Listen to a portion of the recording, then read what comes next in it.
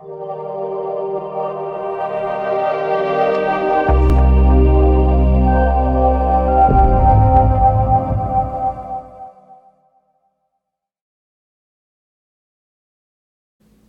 Allah menyampaikan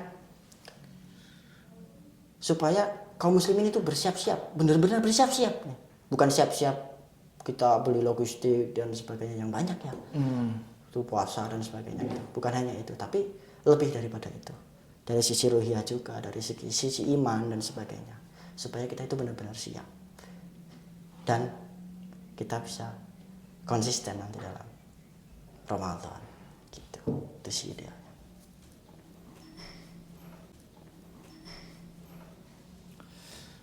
Selain itu apa Kang yang membuat Ramadan ini istimewa gitu? Nah, Ramadan itu kita kenal dengan namanya Syahrul Quran. Nah, bulan turunnya keluar. Iya kan, kita kan kenal dengan Syahrul Quran. Makanya selain puasa, kemudian selain tarawih, salat qiyamul lail dan sebagainya, kemudian sedekah itu kan ada juga ibadah yang kita kenal dengan sebutan tadarus. Oh, yang Tadarus membaca Al-Quran gitu kan, yang sampai khatam dan sebagainya berapa kali target gitu. Makanya istimewanya Ramadan itu adalah bulan itu Allah turunkan Al-Quran. Ya. Syahrul Ramadan alladzi unzila fihi al-Quran hudan linnas wa bayyinatin minal huda wal furqan. Coba kita pahami. Bulan Ramadan itu bulan yang diturunkannya Al-Quran. Hudan linnas wa bayyinatin minal huda wal furqan. Petunjuk, penjelas atas petunjuk dan pembeda atau pemisah. Al-Furqan. Nah, ini mushaf Al-Quran ini. Ketika kita baca, ini cuman ada di Quran ya, cuman Quran ini. Ketika kita baca, tapi kita nggak tahu artinya, itu kita mendapatkan pahala, Riz. Bener gak? Iya, tetap dapat pahala ya. Iya kan? Satu hurufnya kurang lebih berapa? 10. Iya, 10 kebaikan. Pokoknya dalam hadis dikatakan seperti itu. Nah, apalagi kita sampai kepada taraf yang bukan hanya membaca. Nah, kalau fenomena yang tadarus gitu kan, tadarus yang kita kenal gitu kan, itu kan apa ya? Cepat-cepatan membaca atau cepat-cepatan khatam. Di target gitu ya. Target, lebih sebelum kepada target. Targetnya khatam gitu, targetnya khatam. Baca. Tetapi coba kita pahami secara artis. Membaca itu ada dua. Yang pertama Iqra, qiraah, membaca. Yang kedua tadarus. Iya. Kalau membaca itu Iqra. Ya. Iya, jadi cuma sebatas membaca doang.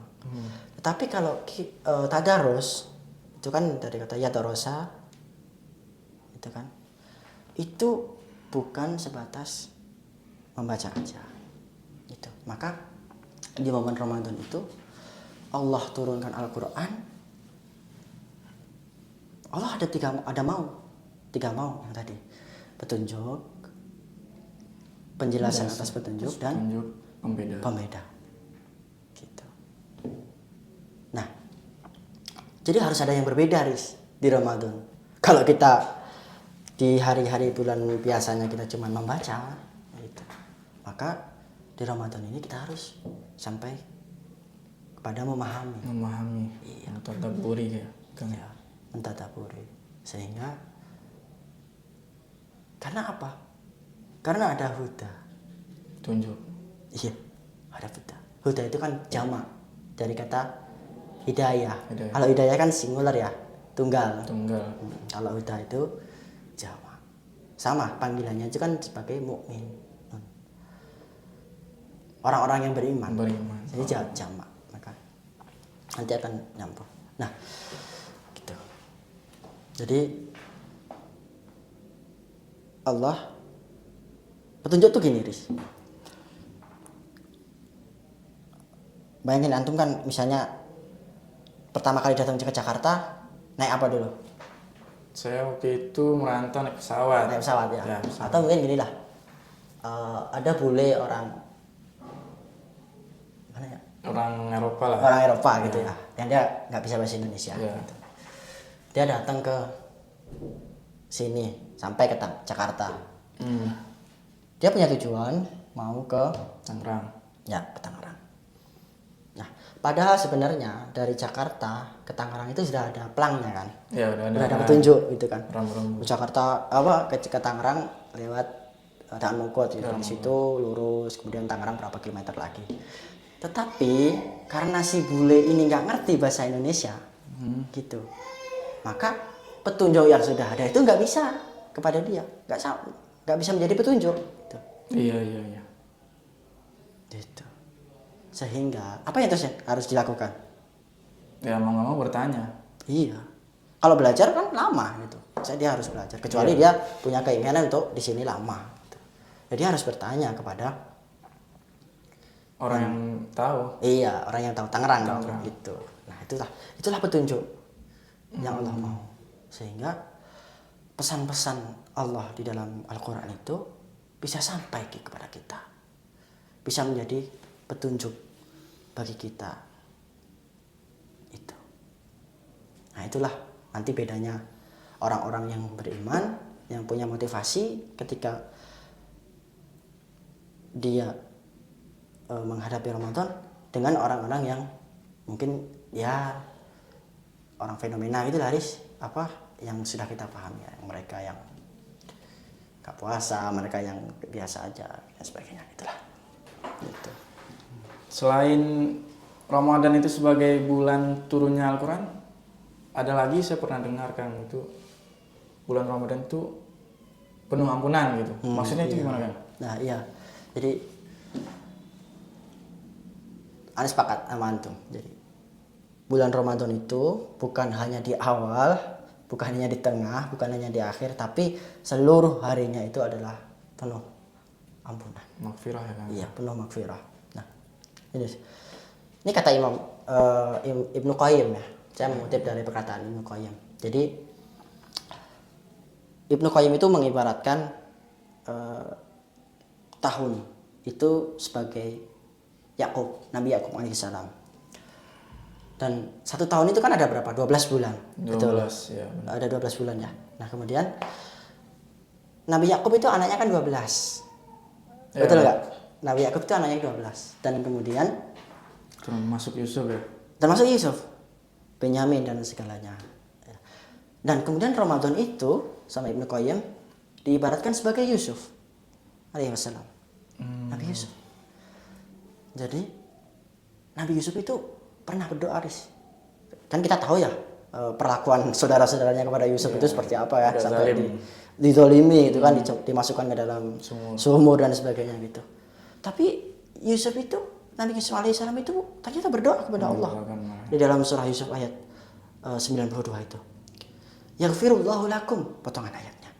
Dan mudah-mudahan Allah mengampuni kalian, saudara-saudaraku. Gitu. Ya Masya Allah. Dengan perlakuan yang sedemikian rupa, Yusuf itu ternyata memohonkan ampun atas ke-11 saudara-saudaranya itu. Hubungannya sama Ramadan apa nih? Nah, itu. Jadi Ramadan itu menjadi sebuah bulan yang Allah bonuskan kepada kita untuk menjadi bulan ampunan. Oh iya. Bulan ampunan. Pembersih dari bulan-bulan sebelumnya. Iya. Ya. Pemutihan gitu. Pajak. Pajak kayak Iya, kalau pajak itu pemutihan. Gitu. Ya kan di dalam hadis sahih kan dikatakan, "Man shoma ramadhana imanan wa ihtisaban, ghufira lahu ma taqaddama min dhanbi." Barang siapa yang berpuasa Ramadan dengan iman dan mengharapkan pahala, itu kan, maka Allah akan mengampuni dosa-dosanya yang telah lalu. Itu sampai seperti itu, Riz. Makanya sayang banget gitu kalau bulan kita Ramadan tapi udah nggak puasa, nggak dikasih Ramadan, kita nggak ada motivasi, terus akhirnya ya berlalu begitu saja. seperti bulan-bulan sebelumnya iya. ya.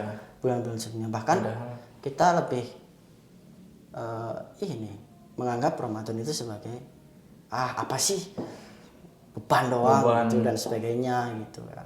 Yang akhirnya kita jadi kucing-kucingan ya dan sebagainya, mau makan dan sebagainya gitu. Di bulan Ramadan kan diwajibkan berpuasa Kang ya. Tapi boleh nggak Kang kalau sekiranya kita itu berhalangan kayak sakit gitu ataupun Nah, dalam perjalanan menarik mudik gitu. nih, misalkan Iya. nanti saya mudik nih. Menarik tuh. Nah, boleh nggak Kang itu kita nggak berpuasa? Apa emang harus wajib gitu berpuasa? Miris. Ayatnya tadi itu masih ada terusannya kan? Iya lanjutin. Wa bayyinatin minal huda wal furqan. Nah, kemudian kan disambung famang syahida minkumus syahra falyasum. Jadi famang, barang siapa yang syahida bertemu atau menyaksikan syahra, bulan itu gitu. Jadi barang siapa yang menyaksikan bulan itu, bertemu bulan itu, falyasum, maka berpuasalah. Kaidah pertama. Ya, Maka siapapun orang beriman tadi. gitu kan. Man itu bisa siapapun, bisa dia wanita, laki-laki dan sebagainya. Kemudian dia pokoknya tidak memandang suku dan sebagainya. Siapapun orang beriman. Kaidah pertama. Yang ketemu Ramadan wajibkan puasa. wajib berpuasa. Falyasum, hendaknya berpuasa dan menyegerakan untuk berpuasa. Faman kana minkum maridon aw ala syafarin. Nah, itu indah sekali. Jadi ketika Allah kan pencipta kita. Ya. Otomatis Allah tahu karakter kita. Allah tahu kondisi manusia, gitu kan? Kelemahan kita juga Ketika tahu. kita diberikan apapun perintah dan sebagainya, pasti ada kondisi-kondisi yang tidak ideal. Iya, kan yang tidak memungkinkan untuk melaksanakan. Iya. Tetapi tetap terbebankan puasa itu kepada kita. Ya. Gitu. Jadi ketika kita yang tadi Faris bilang, gitu, ketika terjadi sakit, artinya kan tidak memungkinkan untuk puasa. Ya. Kemudian jika dengan syafar, bukan dalam keadaan mukim gitu kan, maka silakan berbuka. Oh, berarti boleh nih Kang. Boleh. nggak puasa ya. Boleh, tapi bukan general, ada syaratnya yang harus terpenuhi. Gitu. Jadi ada keringanan, itulah namanya rukhsah. Gitu. Jadi bukan jadi alasan ya. Nggak puasa. Nggak puasa ya. Iya. Sakit dikit, padahal ini doang apa? Panu. Biang doang. Atau tangannya kena ini Iya. tertusuk duri gitu. Berdarah gitu, nggak puasa. Oh, Iya. Sakit. Nggak puasa. Berarti harus benar-benar terpenuhi syarat. Iya. Gitu Jadi ya, wa man kana maridun aw ala syafarin fa'iddatu min ayyamin ukhra. Nah, fa'iddatu min ayyamin ukhra. Maka gantilah di kesempatan yang lain, di hari yang lain. Oh, berarti harus tetap ngeganti Tetap ya? ganti. Udah dikasih enak bukan nih, nggak puasa. sakit, terus nggak puasa, udah. Udah biarin aja. Iya, enggak. Sama kayak ini ya, kayak teman gitu, minjem dulu 100 gitu. Udah dikasih Iya. kan, ringanan. Udah habis itu hilang. hilang. Enggak, bukan. Berarti wajib diganti ya? Wajib tetap harus diganti. Karena kan dengan yang sudah sedemikian rupa itu Allah ternyata nggak menginginkan, nggak susah. Iya, nggak terbebani harusnya Iya. ya. Makanya ayat selanjutnya kan yuridullahu bikumul yus wala yuridu bikumul us. Ternyata dengan kesemua perintah Allah gitu kan, yang tadi ya Allah janjikan sekian dengan balasan takwa, kemudian ada kondisi-kondisi yang Allah berikan kemudahan buat tidak berpuasa tapi harus mengganti. Allah itu menginginkan kemudahan. Wala yuridu bikumul yusra wala yuridu bikumul us. Yuridullahu bikumul us wala yuridu bikumul us. Ternyata seperti itu rahasianya. Allah menginginkan kemudahan bukan kesulitan. Gitu. Dan masa kita masih sampai seperti itu, banyak masih kan yang kita orang yang belum tahu kan banyak yang salah Iya. persepsi, malah nganggap di bulan puasa ini malah beban bagi dia kan. itu beban. Padahal mah udah dikasih keringanan gitu. Udah keringanan saya menunaikan itu gitu loh. Masya Allah kan perintah puasa gitu. Masya Allah banget. Makanya tadi dikatakan kutiba alal ladzina min qablikum. Syariat Nabi itu berbeda-beda setiap masa. Jadi syariat Nabi Nuh alaihissalam, kemudian syariat Nabi Ibrahim, syariat Nabi Musa, syariat Nabi Isa alaihissalam, dan syariat Nabi Muhammad sallallahu alaihi wasallam itu berbeda-beda. Tergantung apa? Situasi dan Situasi kondisi. dan kondisi pada zaman itu ya. Iya. Tetapi ada satu kondisi syariat gitu yang tidak berubah syariatnya, yaitu syariat Puasa. puasa gitu. Oh iya puasa. Benar. Di zaman Nabi Daud juga ada puasa. Puasa Nabi Daud kan satu hari puasa, satu hari sehingga- berbuka gitu. Bahkan Ibunda Maryam pun puasa. Iya, ada di surat Maryam itu. Bahwa Maryam itu kan juga puasa kepada Rabbnya gitu.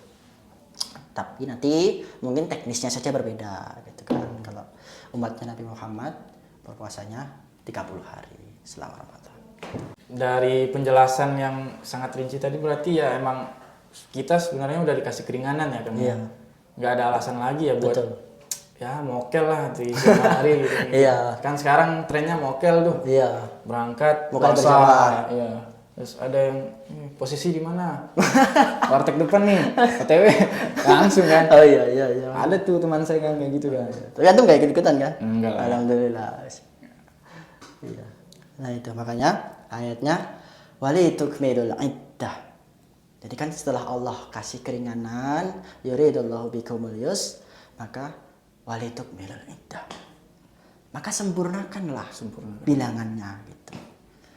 Sempurnakan. Jangan sampai bolong, jangan sampai teman kayak itu yang puasa di awal sama di akhir doang gitu. Karena itu nggak sempurna gitu. Maka sempurnakanlah bilangannya. Kemudian walitukabbirullah. Ketika kita puasa, maka biasanya ditutup apa Riz kalau sudah? Hari Raya Idul Fitri. Nah, hari raya itu Idul Fitri. Terus ngapain gitu Idul Fitri? Takbiran biasanya tuh kan? malamnya ya. Nah, itu kan. Malam terakhir. Kita kan takbiran gitu kan. Memang itu perintah. Perintah itu iya. walitukabbirullah. Dan ketika telah genap bilangan puasa, telah sempurna bilangan puasa, maka bertakbirlah. Allahu Akbar, Allahu Akbar, Allahu Akbar. Nah, jadi kita disunahkan untuk bertakbir dari kita mendengar azan ya, azan maghrib gitu kan, ketika Syawal tiba sampai ketika khatib mau naik mimbar. Itu waktu-waktu yang disunahkan untuk bertakbir. Nah, masalahnya ini ada lagi yang tidak idealis. Kalau kita sekarang nih bertakbir bahkan seneng kan kita. Iya. Wah, Masya Allah kalau kita udah takbiran gitu rasanya di hati itu kayak udah Lega gitu. Lepas beban. Iya. Lepas beban. Kan kita seakan-akan waduh 30 hari kita kayak di penjara gitu kan. Kita kayak terbelenggu seolah-olah gitu kan. Iya. Terus tahu-tahu udah berbuka, takbir, besok udah nggak puasa, Udah besok udah puasa. bebas boleh makan. Akhirnya yang terjadi adalah kita tidak dapat esensi puasa. Ya kan? Akhirnya setelah kita kembali lagi ke masa Syawal, kita balik lagi seperti kondisi-kondisi sebelumnya. Berarti kita bertakbirnya itu atas apa? Apa karena dapat THR? Ya kan? Kita kan dapat THR itu pas nanti gitu kan. Terus apakah karena baju baru? Apakah karena macam-macam lah motivasinya. Besok berhari raya itu kan bisa apa ya istilahnya gitu. Bebas gitu. Bebas ya. gitu Lebih lah bebas ya. gitu ya kan. Dan itu pokoknya udah bebas terlepas beban-beban gitu kan bahasanya. Tapi coba kita pahami. Walitukabbirullahu ala ma hadakum. Kata-katanya Masya Allah. Dan bertakbirlah atas atas petunjuk. Atas petunjuk yang Allah berikan. Jadi ketika tadi Syahrul Ramadan alladzi unzila fihil Qur'an hudal linnas. Maka kita bertakbir itu atas itu. Atas petunjuk. Bukan atas terlepas beban perintah. Iya, bukan terlepas dari beban-beban puasa. Terus Tapi yang dimaksud petunjuk itu apa kan? nah, itu tadi kan kita bertakbir itu atas petunjuk. Allahu Akbar. Masya Allah ya. Kita memuji Allah atas ternyata ini loh hasilnya gitu. Kita bisa melihat perubahan dari diri kita. Gitu kan. Jadi kita ada sesuatu yang berubah. Ketika kita selesai Ramadan, maka ada hasil yang bisa kita peroleh gitu. Jadi begitulah kira-kira Allah itu men-setting Ramadan itu dengan sedemikian indah. Makanya kalau kita mengibaratkan puasa itu ada dua sosok makhluk Allah yang sering kita jadikan sebagai perumpamaan. Yang pertama adalah ulat. Oh iya. Nah, saya dengar itu. Iya, yang kedua adalah ular. Puasa ular dan Puasa ular. Jadi sama-sama puasa gitu di waktu tertentu. Tetapi hasilnya berbeda. Yang satu ketika ulat berpuasa menjadi kepompong dulu, ya, yang indah gitu kan. Tapi berubah. ketika ular nggak jadi apa-apa, ya balik jadi ular. Ular lagi. Gitu. Artinya, maka itu akan make sense dengan hadis sahih yang itu, Riz. Dan tahu nggak yang Allah itu menyatakan, Nabi Muhammad itu bahwa banyak di antara manusia yang ketika selesai puasa itu yang didapat cuma lapar dan dahaga. Oh iya. Itu. Ya. Itu doang gitu. Jadi nggak mendapat esensi daripada yang Allah maksud. Allah Nggak ada mau. perubahan Iya, juga ya kan. nggak ada perubahan. Dari segi ibadah Betul. dan sunnah-sunnah lain. Makanya setelah Ramadan itu bulannya disebut dengan bulan Syawal. Syawal. Antum tahu artinya Syawal itu apa? Syawal apa kan? Nah, Syawal itu artinya peningkatan. Oh, harusnya peningkatan. Jadi ya. ada sesuatu yang meningkat. Kita nggak harus totalitas selama Ramadan terbawa ya. Nah, tapi setidaknya ada masih terbekas. Iya. Ibadah-ibadah yang kita lakukan selama Ramadan itu masih terbekas di dalam Syawal. Terutama sholat Dan lima waktu ya. iya, di bulan-bulan setelahnya. Jadi misalnya sebelum Ramadan nih, kita minimal ya fardunya aja gitu ya. Ketika Ramadan selesai ya kita tambah dengan rawatibnya, syukur-syukur bisa 12 dan sebagainya gitu. Dan kita tambah dengan puasa Senin Kamis. Gitu Senin Kamis, syukur-syukur bisa ayamul bid gitu kan. Bisa lebih bagus lagi. Artinya Allah menginginkan sebuah perubahan. Nah, petunjuk itu akan berefek pada perubahan di diri kita. Jadi kita dapat inspirasi nih. Kalau ada inspirasi, maka hidup kita itu akan berubah. Kita akan berubah dengan adanya Ramadan itu. Gitu. Maka selain daripada kita mendapatkan predikat takwa itu, maka di ayat 186 itu Allah menyebut dengan panggilan hamba. Panggilan hamba. Iya, hamba. Hamba itu bisa hina, bisa mulia ternyata. Tapi kalau hamba manusia kita, itu budak. Itu kan hamba saya ini. Iya, hamba manusia gitu kan. Itu kan hina. Tetapi ketika hamba Allah gitu, maka itu mulia. Artinya hamba itu kalau di Al-Baqarah ayat 186 itu orang yang dia posisinya dekat dengan Allah, ya kan, fa'inna ngibadi qarib gitu kan. Artinya aku dekat gitu. Aku dekat dengan hamba-hambaku gitu. Jadi setelah Ramadan yang berhasil gitu kan, maka dia akan semakin dekat dengan Allah. Tanda-tandanya. Iya, akan semakin dekat dengan Allah, akan masih terbekas tuh tanda-tanda Ramadan di dalam dirinya. Maka hamba Allah itu konsekuensinya kata Allah, maka Allah akan aku kabulkan doa-doa hamba ketika dia bermohon, gitu kan. Maka aku kabulkan permohonan orang-orang yang berdoa apabila berdoa kepadaku. Makanya ada satu hadis sahih yang menyatakan bahwa salah satu doa yang mustajab itu adalah doanya orang berpuasa. Salah satunya ya. Iya. Salah satunya adalah doanya orang yang berpuasa. Gitu, Riz. Maka ya, luar biasa lah kurikulum Ramadan yang Allah berikan kepada kita itu. Sesungguhnya gitu. Insyaallah gitu. Jadi, semoga kita bisa di sisa ini kan masih ada kesempatan ya kan? iya, buat jadi kita jangan berkecil hati, jangan pesimis. Kalau kita belum maksimal di 15 hari pertama ini gitu, masih ada kesempatan. Jangan berputus asa. Kita masih bisa memperbaiki iman kita masih bisa memperbaiki motivasi kita gitu. Kita bisa memperbaiki semuanya supaya kita itu bisa lebih maksimal dalam mengisi bulan Ramadan. Gitu. Oke Kang, Masya Allah, tabarakallah. Rinci sekali ini penjelasannya.